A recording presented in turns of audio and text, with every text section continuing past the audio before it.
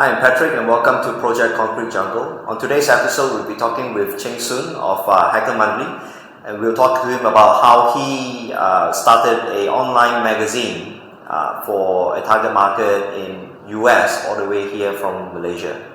This is episode 8, Project ConcreteJungle. Hi Cheng Soon, welcome to Project ConcreteJungle. Thank you very much for spending the time with me. Today, what we'll be talking about is basically your online publication, HackerMonthly. That's right. Right. So, right before we begin, perhaps you could share a little bit about yourself. How you started, or what were the things you were doing during your early years?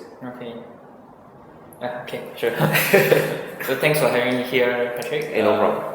So after I graduated, actually I didn't even graduate. I deferred my studies in Tasmania, University of Tasmania, then came back to Penang. My friend was working on a hosting company, so I joined my friend in the hosting company. I worked there for around a year and a half as a customer service executive, and later promoted to assistant manager of customer service. And then I found myself too comfortable working there. What were you doing there? I was doing everything except like technical support, except like server support, technical support. So I do marketing, I do customer service, I do administration, everything. So what made you want to, defer your studies and help out a friend, that is working on the startup? Okay, actually, the reason I deferred my studies was my dad was sick in Penang, and nobody except my mom is taking care of him. So I decided just to defer my study back and get back and take care of my dad. And I actually couldn't work a normal job because on the regular day I have to be in hospital to take care of my dad. Right. So my friend working in a hosting company offered me a night shift job. So basically my working hours is 11 p.m. to 8 a.m. in the morning. Yeah, so I support all the US international customers. Okay. Yeah, and they have quite a large of customer base internationally. So that's the reason why I work in my friend's company. How do you manage to stay awake? I sleep wherever I can. So let's say in the hospital, I find a couple of hours, then take a nap, something. Then when I finish all my work, my friend lets me sleep in his company for like an hour or two. Yeah, so managed to do that for. So that was a good friend that was looking out for you. That's a really good friend. He's my secondary schoolmate, classmate actually. Yeah. Is the company still around? Yes, the company is the largest warehousing company right now in Malaysia. In Malaysia. Yes. Okay. Now, what happened? You felt complacent, and you felt. Yeah, I felt too comfortable working there because basically I knew I figured I couldn't learn anything new anymore. Working the job, it's so comfortable. The surrounding is so nice. I could like see myself working in the same place for the next 10 years. 10 years. So that's good, right? Yeah, it's like so good. On the other hand, I don't want to get too comfortable. I don't want to. I could see myself doing that, but I don't want myself to. I thought I could do more. Yeah, and that's the time when I figure out, I actually could try starting my own company. Do you have a plan? Do you already have a product back then? Okay, so that time was year 2003 or 2004, and SEO, search engine optimization. The skill to get you on top of Google and Yahoo and MSN was really hot back then, but they just like started, right? So I read a lot about SEO, and I thought I could start a company like doing SEO consultation, and then I just quit my job. And was it a difficult decision? Yes, very very difficult. So what was the thing that really broke the camel's back and saying, okay, this is it? There's actually nothing. I just felt I need to do it now. If not, I won't be doing it forever. Any regrets? No. Actually, no regrets. So glad I made that decision at the time. Yeah. So let's talk about the SEO business that you were doing. How was that like? Okay, so my plan was sell SEO to local customers, Malaysia customers, especially Penang businesses, small merchants and stuff. Because at that time, like 100% of the site wasn't SEO optimized, and I thought I could help them a lot, like getting them on top of Google search ranking and stuff, right? So I went out, start a company, and do that. Yeah. How did that happen? How did that pan out? Okay, so it didn't go like really well. What were the challenges that you faced? Okay, so the first thing, I know nothing about starting a company. So I think starting a company, I focus more on the outside look. Right. So the first month, I didn't look for customers. I didn't look for office. I found a 800 square feet office for myself. I got no employees. That was so crazy. I bought $1,000 of furniture. Okay. Yeah, but thank God I'm still using the furniture right now in my home office. Yeah, so I got my name card, I registered Senyum Berhad, I got all this stuff that make myself look like a company. Right. And I got my own company, but I have no customers. So that was like mistake number one. Try to be a company before you got your first customer. So I already spent a lot of money before getting my first revenue. Then thankfully I got a couple of customers, right? So and then I went up, keep looking for more customers. And so the second challenge is nobody knows about SEO at that time. Like I think even now they don't really like care about what SEO is. This for the small business, local business, mom and pop business. Most of them don't even have a website. Right, and some of them who have a website, it's like, oh, we already spent 800 ringgit on a website, we're not going to spend like 3,000 ringgit on SEO.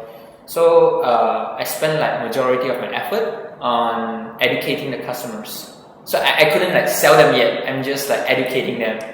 So that was like mistake number two, that trying to go into untapped market, untapped local market, means you need to spend a lot more time, resources, and effort to educate customers, which doesn't leave any room to sell them.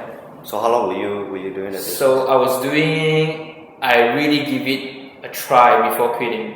I joined the local business network called BNI, Business Network Institution or something. Business Network International. So I joined there for a year. I was quite well known in Penang as the SEO specialist, but I couldn't get like a lot of customers to keep me sustained. So I just closed it off. I just decided no, it wasn't worth doing it anymore. How long were you doing it? It was 2 years. So you spent a good 2 years. Yeah. And when was it that you started to feel the crunch of So after the last 6 months was like horrible. That was horrible. Yeah. Spent so much effort looking for new customers, doing the same thing and educating, and it's so painful. So I decided to stop doing that.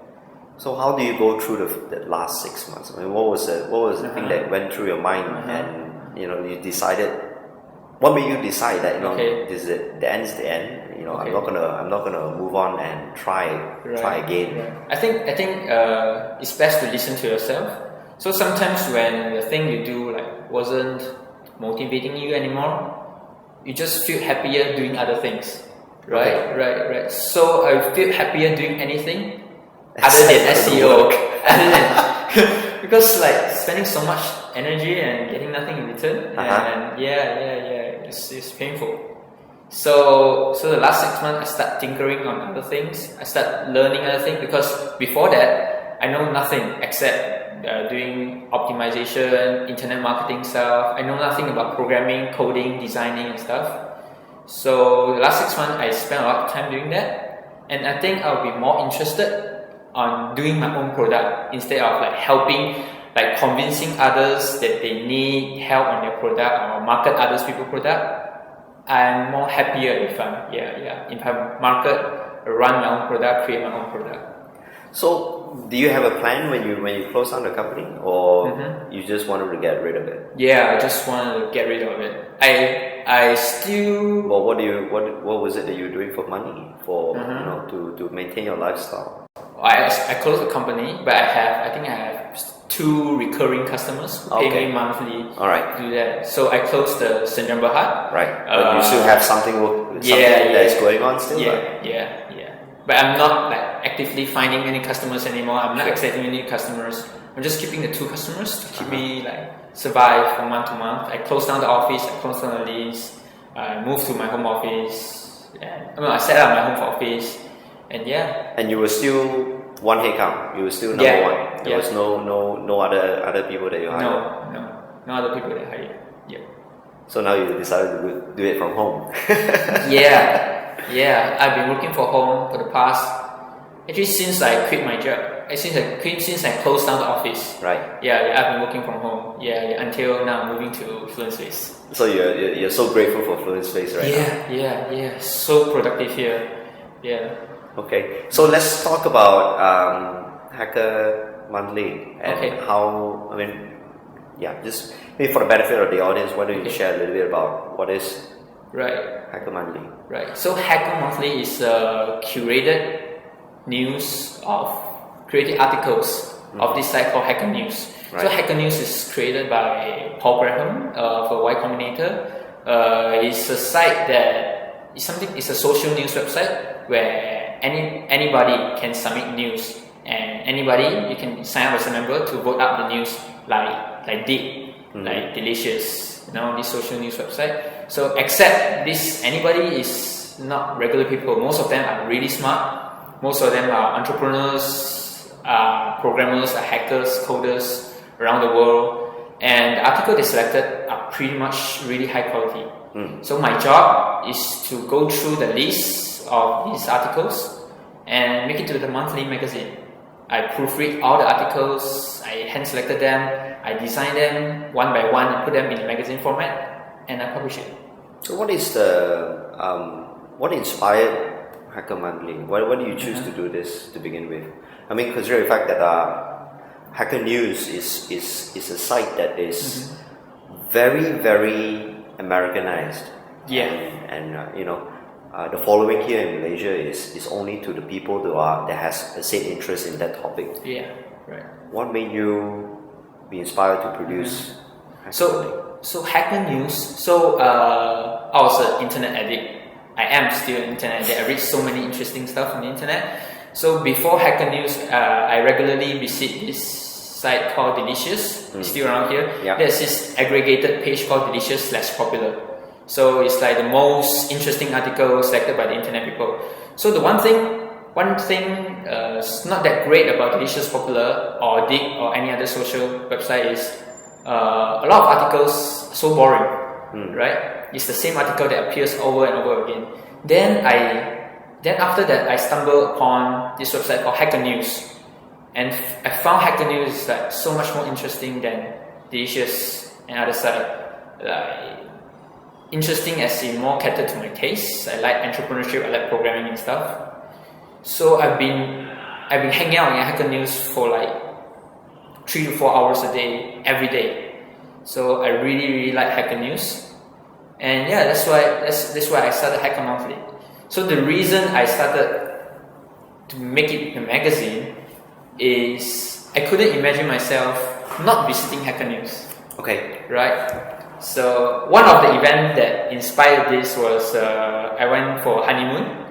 Okay, actually very short honeymoon in Cameron Highland, and we stay in a motel. I think it's a motel that have no internet connection. Oh, boy. Right. So for the first 2 days it was painful, but after that, I stayed there for a week. So for the next 5 days was liberating, like without the internet. It's like freedom, taste of freedom. And when I got back, I think the only thing I missed was Hacker News, right? Okay. I imagine myself that if I don't have internet, and I can still read Hacker News with a magazine or something, that would be so cool, right? So I said, why don't I do it, man, right? I have no design experience at that time. I got nothing. I only know how to code a website or something really, really basic. Then I thought, it's actually very easy, right? There's a printing on demand service, MacCloud, available already, just launched. And I know a friend who knew how to do a design. And I thought I could just outsource design to him. I can easily put the whole thing together. So I launched it. Yeah. So did it work? No. First, my friend was so busy. Oh, okay. And I couldn't. I tried to engage a design agency, a local agency. It turns out it's so expensive. Yeah. It's really, really expensive. So it doesn't go as planned. So I spent 2 months to learn how to design for print, how to use the InDesign magazine from scratch. I have zero experience. I bought huge stacks of used magazine from the Curve, where you can get used magazine for 5 ringgit. Yeah. And I learned everything from scratch and just shut myself in my house for 2 months and launch a magazine. Yeah. So how do you feel like to first launch the magazine? Yeah. It's such a sweet feeling. It got voted in front page of Hacker News for like 2 days continuous. And the response is so good. Yeah. So your main target audience for Hacker Monthly are basically the people that's on Hacker News. Yes, that's right. People like myself, the Hacker News addict. What's the population of Hacker News? Do you know? I have no idea. But it's a lot. It's really a lot. Paul Graham, the founder of Hacker News, that posts a stat from time to time, and it's like double every 3 months or something like that. So it's a lot. Yeah. So considering the fact that this. So you learn how to design a magazine, right? Yeah. To produce a magazine. Yeah. But what about running the magazine business? You didn't have any experience running a magazine before, right? What were the few key challenges that you faced when learning how to run a magazine? Yeah, so it turned out that running a magazine isn't that easy as like creating a PDF and upload it to the printing on demand service and your subscribers. So, but it wasn't that hard either. So the first issue when it came out, it got a lot of errors. First, the article wasn't proofread at all. Okay. And a lot of people spotted a lot of grammar and spelling error, which they normally doesn't spot in other magazines. Right. So they were particularly critical. Yeah. About your work. Yeah, exactly. Was there a reason why they're so particular? Was it? The Hacker News members are usually critical. Okay. They're usually like very upfront, honest, and critical, which is good. Yeah. And surprisingly, actually. A couple of members from Hacker News offered to do proofreading for my magazine. Okay. Yeah, and a few of them helped out, and I published a revised version 2 days after the first issue was out with proofread content and stuff. Yeah. So, and now I hired a professional proofreader, freelance proofreader from the States to do all the proofreading of the magazine. So what is the revenue? How do you generate revenue for a magazine like that? So when I first launched, my idea was to run ads and offer the digital version for free because it helps spread the word and get some revenue from the print as well. Because printing on demand service, they print your ads, print your magazine. They allow you to mark up some money of it. So I mark up $1 every magazine I sold, and I sold some ads as well. But it was really hard to sell ads for a new magazine. I think it's a common sense in the industry, but I got no idea about that. Extremely difficult. I've been in the magazine industry for 3 years, and it's horrible talking about new magazines. Yeah, so I spent like every waking hour of the past 3 to 4 months to work on the magazine, to work on the first couple of issues. And the revenue generated from very, very measly print sales and ad sales wasn't enough to cover my expenses, right? So I couldn't do it long term, right? It was slowly dying. The subscribers is really growing up, but I don't have a model to sell ads. Okay. And the print issue wasn't going as well as the digital issue, so people was preferring to download the digital issue for free. Right. So they don't have much motivation to buy the print. Yeah. So at issue number 4, which is the 4th month, I decided to charge for digital subscription, and it was like the best decision I ever made. So I charged $3 for every digital issues downloaded, and there are some people that are not happy to pay it. Yeah, they say it used to be free, why you pay? So I write a long post and write some explanation on Hacker News to just honestly tell them my situation, right? I couldn't do it long term. I want to do it long term. I want to do it sustainably, but I couldn't. This is the only way I can do it. And like, most of them just understood. Like, most of them are entrepreneurs. They understand the pain of survive off ads which you hardly could control. Yeah. And most of them pay for it. And I also created a subscription model where people can pay for 1 year subscription for print or digital, and a lot of them subscribes. So that kept me running until today. Yeah. How many years already? I started off last year April. Okay. Yeah. So it's only been 1 year. Yeah, one year and 1.5 years. Yeah. So how is you curate data news? Yeah. Right, from Hacker News, which they can go onto the website and get for free. Yes. So how did that model work? Why is there such a compelling reason for them to pay $3 for the digital magazine when they can just get it for free from the net? Yeah. A lot of people still think that way, but I think the readers of that understand themselves, because it's so much more, it saves them so much more time. So they're buying convenience. Yeah, they're buying convenience. It saves so much more time. And reading the article in the magazine format, actually in any format they like, because HackerMonthly comes with Kindle format, iPad format, and supports any other ebook, and in print, in paper, so they can read the favorite article. They can carry it anywhere. Yeah, anywhere they like. Yeah. So you can, if you search for HackerMonthly in Twitter, you can see a lot of people say they love reading HackerMonthly sitting in front of a wood of fire with wine in their hands, or in their commute or anything. Yeah, they're really living my experience, which is reading Hacker News in an offline environment. How do you find advertisers for a magazine like that? Considering that your target audience are all in the States, or where does your readers normally come from? The States. Usually majority, and we're talking about 100% in the States? I think about 60% in the States, 20% from Europe, and the rest are all over the world. Yeah. And how do you find advertisers to say, hey, this guy, Malaysia, right, and we're all the way here in the US, is producing a magazine that's just digital. Right. We don't know whether this guy is going to be around or not, or he could just fall up tomorrow. Right. What made them decide that they should spend their advertising dollars, their hard-earned advertising dollars, right, on you? Okay, actually, until now, I never faced anyone or anybody told me that. I mean, for my readers, advertisers told me that, oh, you're in Malaysia, sorry, we don't deal with you.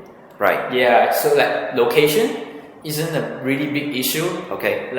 In my experience, nobody told me that. Nobody care where you live. People care what you do, but they don't really care where you live. They maybe some issue is oh, you're living in Malaysia, so can we send you money with PayPal? That's it. So I'm okay, right? Yeah, with PayPal. And yeah. So how I look for advertiser is I look for people who can benefit from this audience, right? So the audience of HackerMonthly is kind of unique. They are really highly educated. They are really intelligent. So if you sell a really crappy product, it will just kill you. And and they are mostly programmers. They are entrepreneurs and startup founders. So I just need to look for service that cater to this group of people, right? Like MailChimp, right? MailChimp targets those startup founders, startup people. So, for example, I approach these companies. I just send them cold email, like cold call. Instead of cold call, it's cold email. I just say I'm from. People like this who normally have a really buffy secretary, gatekeeper that emails or phone calls just won't get past them. How do you manage to get their interest? Most startups in the States or wherever doesn't work that way. Yeah, they normally operate in a really small team, and you just email to their company address, and they'll answer. The CEO normally replies back, which is so awesome. There's no gatekeepers. Yeah, I don't usually meet those. I usually just send whatever email, and the CTO or the marketing officer, those decision makers, right, we just respond back and say we love to try out and stuff like that. And it's still not that easy to sell ads to internet companies, right, to sell print ads to internet companies. But if you target the right person, and somehow it works out. Yeah. So how do you know who they are? I mean, we're here, right? And we don't know what are the companies that is starting in US or unless of course we're keeping track on podcasts and on certain like Hacker News and stuff like that. Right. How do you find these people and how do you know that they are the right people to advertise in your magazine? I just started off with the service I use myself. Okay. Like can I give an example here? Sure. Yeah, that would be great. Like SendGrid to send transactional email, MailChimp to send newsletter. What else? And Linode for the hosting, and there's this CloudKit for server monitoring.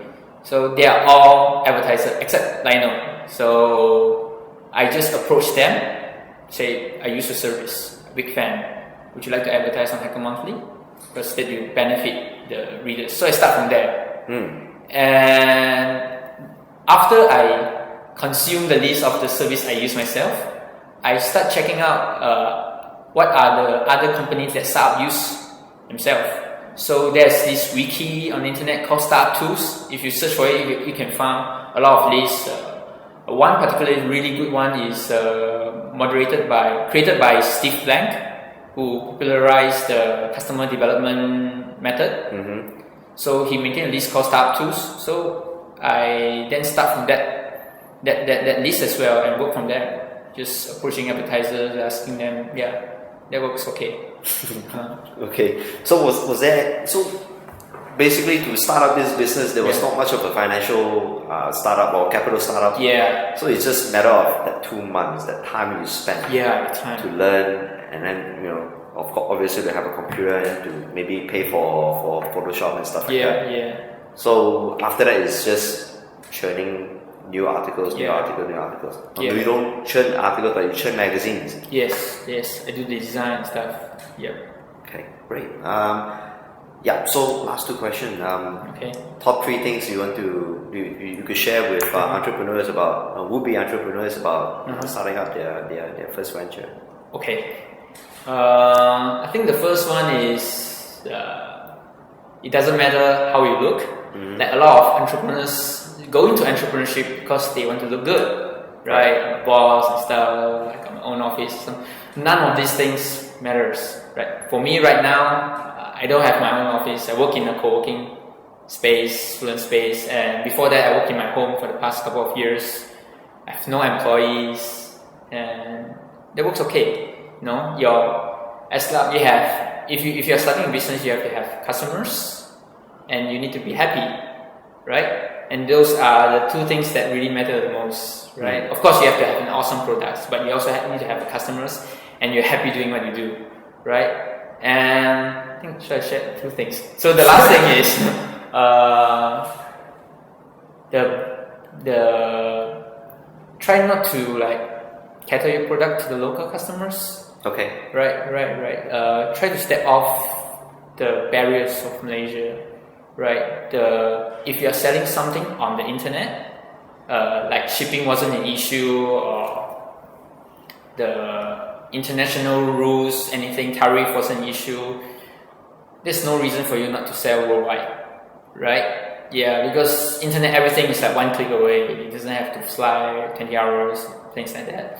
So, and it's a lot of the international people. It doesn't care where your location is. All they care is the product and your pricing, and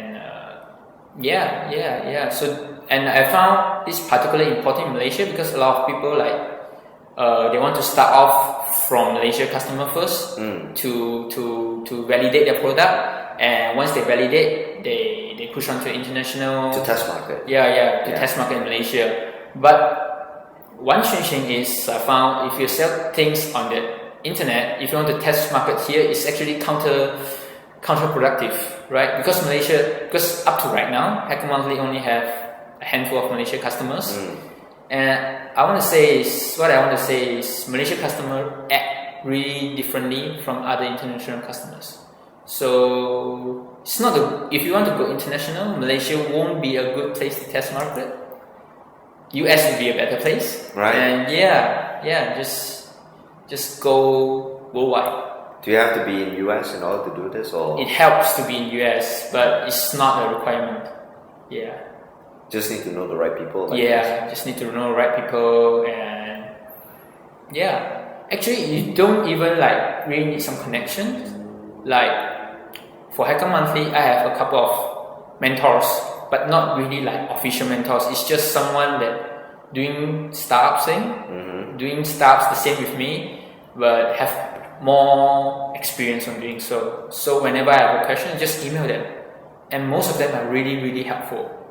A lot of them are happy to do advertiser introduction, or happy to give you pricing suggestion or anything. So any problem I have, I just email to those. Actually, they are really famous people in the startup world, but they just gladly answer any question you like.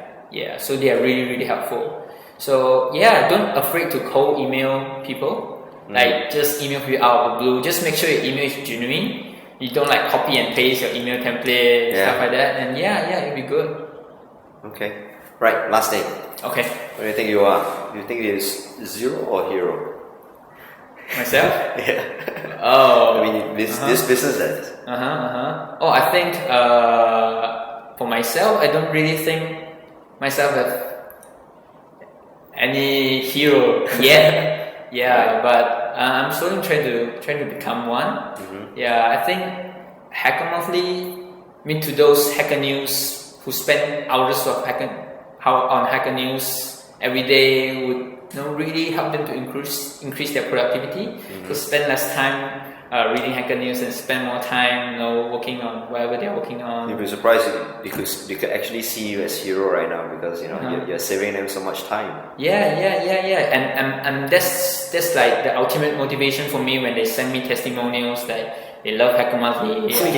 Andrew Warner gave you a testimonial. I think that's a big boost. Andrew Warner. How do you get him to? Does he subscribe to? I think he's a subscriber. He just sent me a cold email out of the blue. Out of the blue. We don't even exchange email before. Do you watch Mixer G? I'm a big fan of Mixer G. So it must have been big ego booster. He was I'm so happy to receive his email. He said, I think his email was really short one. He said, just basically what you see in testimony. I'm so in awe with the beautiful layout you put. So I received his message. I replied him, thank you. Can I use this as a testimony on my website? And he said, why not? And just put it. And we've been exchanging email ever since. So they asked him, can I come on Mixer G? No, not yet. Maybe. I'll just wait. One day. One day. One day. I'm big enough. I don't even need to ask for it. Okay. Any last words you want to share? Not really. Subscribe to my magazine. And buy Patrick's bag. Oh, yeah. Thank you very much. I got a Bootstrap Origin. I really love it. Yeah, thank you. Yeah, that's it. Okay, Yeah. great. Thank you Thanks for very having much. me. Yeah. Thank you very much for spending your time. You're welcome. All right. So thank you very much. Bye bye. Thank you.